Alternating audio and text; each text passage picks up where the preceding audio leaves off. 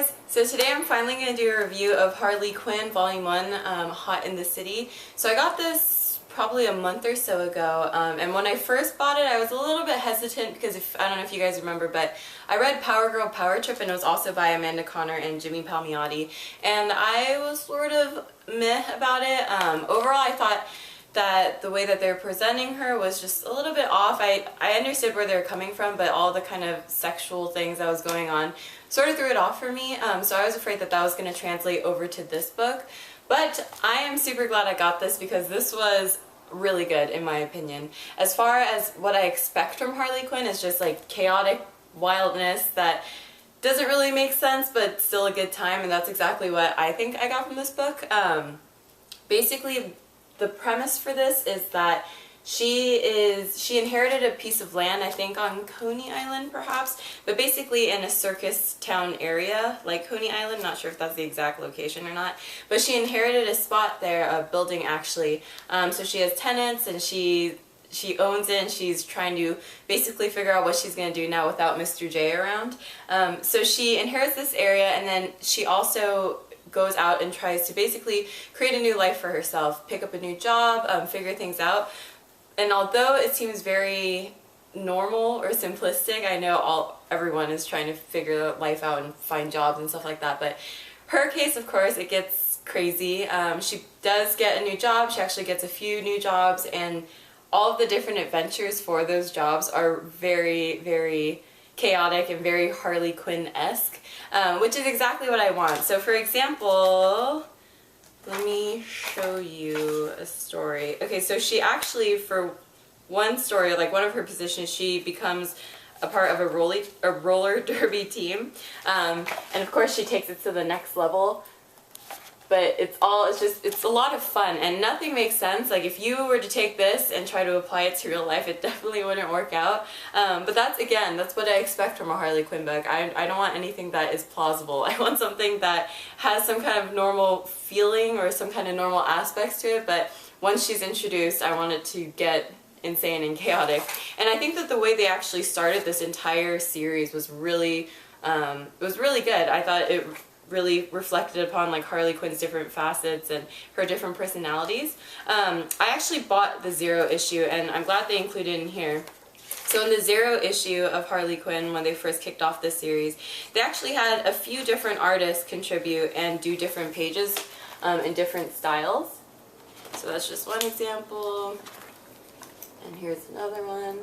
So it shows Harley in a lot of different lights, which is definitely applicable because she has a lot of different personality traits that come through. So having a lot of different people do it, I thought was good. And then also there's this sort of classic scene. I'm sure you guys have probably seen it before, but with a new spin on it. So I really liked having all of this in here. I thought it was a good way to start off the series, and it was just fun to see different artists portray her and see her in different lights. And then throughout the rest of the book, this is like when she's first moving. Throughout the rest of the book is just, again, more stories as to like her developing her life and what she's doing. And also Poison Ivy's in here, and seriously one of the best friendships in comic book history in my opinion. So they show Poison Ivy and just seeing their relationship and how they talk to each other, and really how much they care about each other was nice too.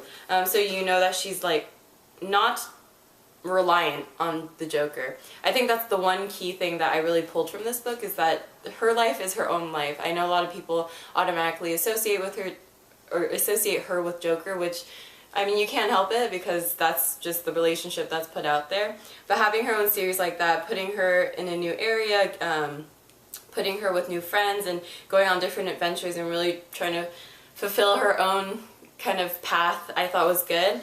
Mr. J didn't really pop up at all throughout the book. I mean, I think he was mentioned maybe once or twice, but it wasn't really anything that was heavy. The focus was on her for sure throughout the whole thing. And then there was also trippy scenes like this, where she's like dreaming and going off into this delirious state, which is good. Again, I don't want to see normal Harley Quinn. I want to see her go through some crazy things, and I want to see her in situations that just would not make sense in real life, like when she took over the zoo.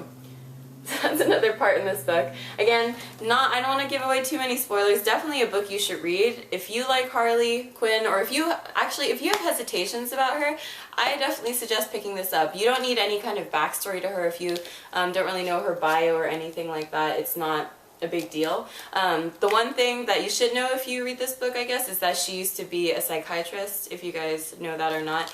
So she does go back to those roots as well in this book, so it's cool to see her in that more professional light, I suppose. Back when she was more concerned with her studies and all of that. She does touch upon that really briefly in here, but still really good. So overall, seriously, I thought this was a really awesome book. I, again, was really hesitant getting into it because of my assumptions from Power Girl, but I'm so glad I got this book. I'm going to try to find the second one. I know I always say that, but I am trying to find the second one for this. Big Wow Comic Fest is actually going to San Jose in April, and I believe I'm going because Draco Malfoy is going to be there too. So if you guys are in the Bay Area, definitely check this convention out. It's going to be awesome. And Colossus from X-Men is going to be there as well. So it's definitely a weekend where I'm going to stock up on books and just meet everyone, anyone that I can. But speaking of books, last weekend I went to Half Price Books again, and I picked up 3 new ones that I figured I'd show you guys. The first one I got is Batman the Dark Knight Volume 2, Cycle of Violence. I already read this one actually, and this one was really good too. This one had more of an emphasis as Scarecrow as the main villain, and just seeing a little bit more about his backstory was really cool, and also the art was awesome as well. Let me show you. This is the first page I saw, and I thought that was so cool. So this, and then the second book I got was Jonah Hex, No Way Back. This is also by Palmiotti, but no Amanda Connor in this one, but I heard this one is pretty good as well. More gritty, of course, and more Wild West feel to it. So I'm really excited to read this. I haven't touched it yet. And then the last book I got, I think I'm most excited for. If you guys remember, I read The Shade a few weeks back, and it's still, I actually would have to say it still holds the title as my #1 right now. So when I found this, I was really excited. After reading that book and doing the review for it, everyone was telling me that you should get into Starman because James Robinson also did that, and Shade appears here as well. So when I saw this, I was really stoked. I wasn't sure if this was the first one, but I did a quick Google search, and this is the first book in the series, Starman, Sins of the Father. So this is James Robinson again, Tony Harris, Wade Von Badger. That's an awesome last name. The cover of this didn't really entice me too much, but the art inside, I think I could get into. It's very colorful. It's a little bit more comic book-esque, not as realistic, I guess, but I still like it. I think it looks really cool. So I'm really excited to read this as well. I want to learn a little bit more about Shade and his relationship with Starman and what's going on, so I'm probably going to read this one next. And that's going to be it for now.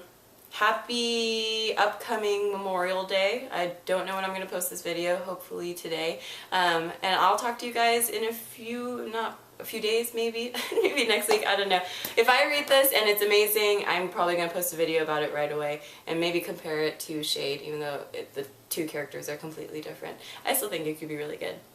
So yeah, that's going to be it. Talk to you guys later. Bye!